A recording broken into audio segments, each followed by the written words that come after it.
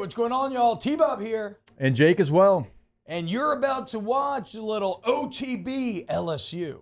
We're going to give you all the latest, greatest between LSU football, baseball, women's basketball, softball, and everything in between. Bottom line, if you want to talk Tigers, keep it locked, subscribe, like it, and we hope you enjoy this LSU film. I think so much of this, we have to go to the offensive line because everything stems this game out on offensive line that was just an absolute weakness.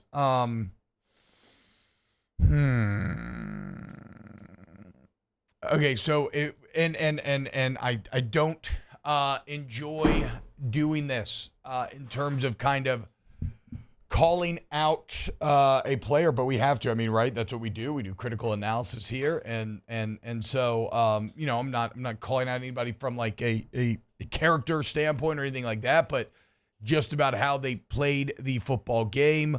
The Garrett Dellinger injury is on the level of an Eric McCoy injury in terms of how it has just absolutely wrecked the offense, which the same thing that we say about the Saints means that speaks to bad roster construction. You could absolutely say here because Paul Mainga, he just had a train wreck game. And it happens again, right? Maybe to assuage my own guilt in this situation. It reminded me of one of my first starts against Florida in 2009 where they got graded out at like a 60, and then after film on Monday, I went in the bathroom and cried. It was that bad of a game. The drop off from Dellinger to him is one of the most stark contrasts I have ever seen on a Division I football field. A little slow off the ball, bad angles, the amount of times, and this wasn't just him, and a lot of the stuff we're going to get to applies to more than just him, but just getting shed as if, you ever watch those mascot versus little kid games they do at halftime in the NFL? Yeah. That's what it looked like at times. Like Blooper was out there just throwing you out the club. It's like playing a video game and you see that giant glowing weakness on the boss that says shoot here.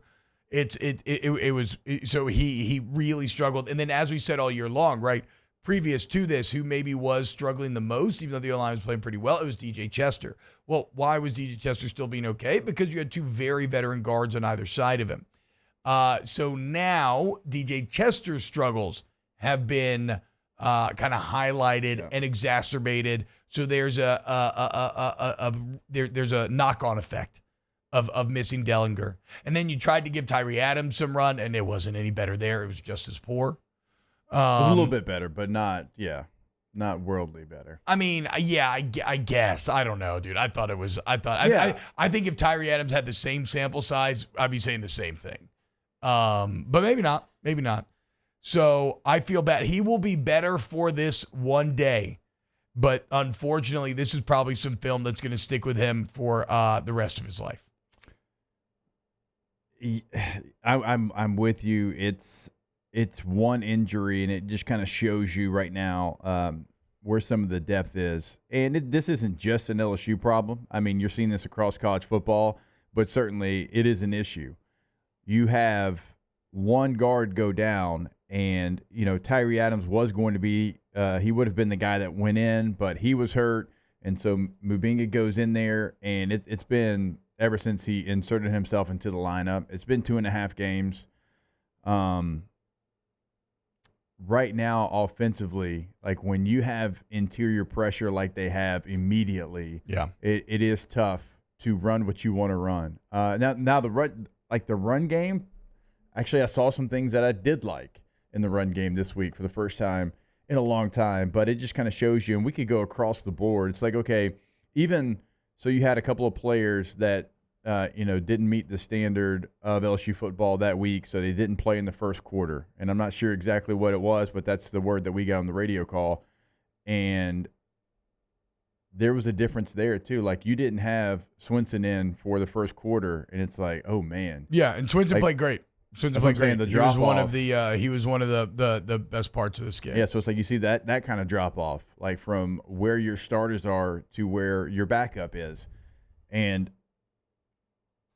the drop-off from Dellinger to Mainga right now, though, I mean, it's hard to remember one that's been that drastic. And again, this is unfair to Mainga, being a young player thrust into a really tough situation, so I feel bad for this. But unfortunately, because correlation does not equal causation, right? Like, there is plenty to go around.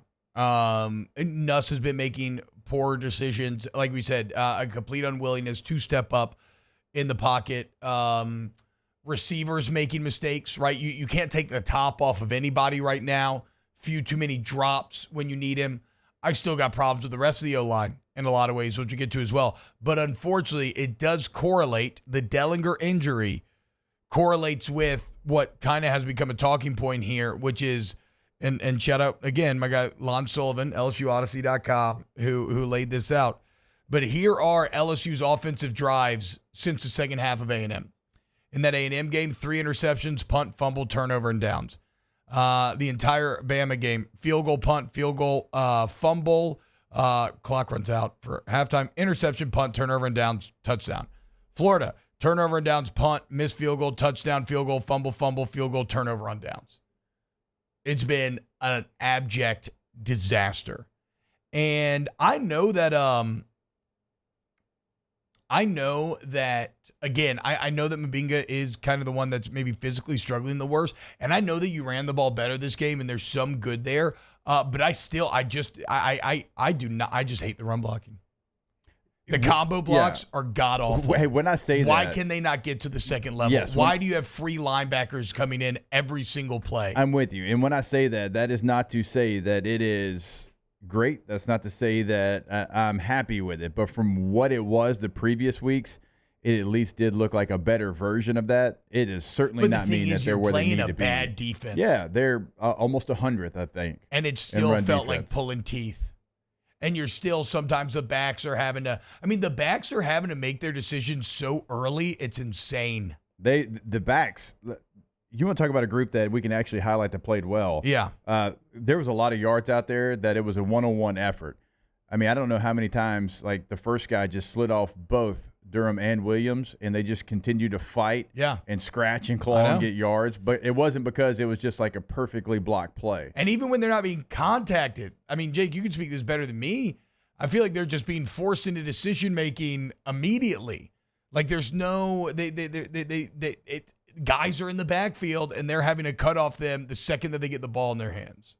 And that is the worst feeling as a running back, whenever you know that you've got to make your decision that fast, because in the run game, right, there's a situation where you have to be in sync with everybody, right? And it's almost like it's a dance routine, right? Everybody's working in unison, and like you have to get to a certain point. Once you get to this certain point, then you make your decision, and then based off what those in front of you have done, that's when you make your decision, and that's when the run game's going well. When you grab the football and immediately you have somebody in your face, or immediately I've got to make a cut, that's not how the play is designed. And so then it becomes a deal where you're playing backyard football, and you just don't see that unison in the run game. Yeah, and I thought that it could have been even worse. You had a pretty inexcusable forced fumble at the very beginning of the third that you managed to fall on that would have set them up with a very short field. So you got a bit lucky there. I thought the perimeter blocking was poor as well. It's not just the offensive line. I mean, look at the jet sweep. The whole idea is, okay, let's get Trades Green, a giant out there, a guy who we've trained up at tight end. Let's put him on DB. And he just has kind of a lazy reach. Yep. Also, you got to put your foot in the ground in that one too. Yeah, you got to. Oh, with the back. Yeah, with Thomas. Yeah, for sure. Or sorry, with Thomas. Yeah, for sure. But you have to play that hard outside if you're blocking, and get the defense flowing and help it open up more for Thomas to either have the ability to maybe push it out or cut it up because guys are running. And and you got to start putting guys in those kind of positions where they can be successful. Like CJ Daniels, he was blocking his ass off on the edge in this game, and he always does. Yeah. It is something he brings. Like, go back and watch the tape and just watch number 4. Like, he's always finishing his blocks. Like, if you're going to run a play like that, like, you have to know the personnel. Like, that's somebody I wouldn't mind putting in the slot because he's going to get the job done. Wow, Jake. What incredible takes. I mean, those guys, they're just the best. I think so. And if you think so, again, hit the like button, subscribe, ring the bell so you get notifications when we post every single day here on OTB LSU.